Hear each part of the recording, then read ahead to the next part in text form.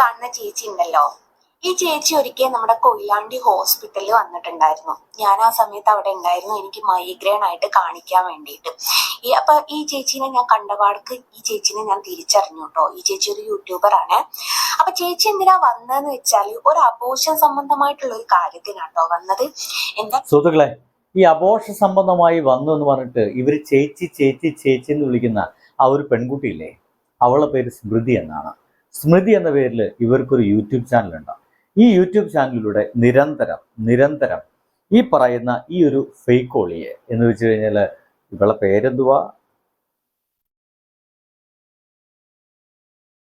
ഈ ജസ്ന സലീമിനെ അവർ വിമർശിക്കാറുണ്ട്. ആ വിമർശനം സത്യം പറഞ്ഞു കഴിഞ്ഞാൽ ജസ്ന സലീമിന് നല്ലതുപോലെ കൊള്ളുന്നുണ്ട്. അതുകൊണ്ടാണ് ഇങ്ങനെ ചില കള്ളങ്ങളുമായിട്ട് ആ പെൺകുട്ടിയെ എങ്ങനെയെങ്കിലും അപമാനിച്ച് അവളെ കൊണ്ട് വീഡിയോ ചെയ്യിക്കുന്നത് നിർത്തുക എന്ന് പറയുന്ന ലക്ഷ്യമായിട്ട് ഇപ്പോൾ ജസ്ന ഇറങ്ങി തിരിച്ചിരിക്കുന്നത്.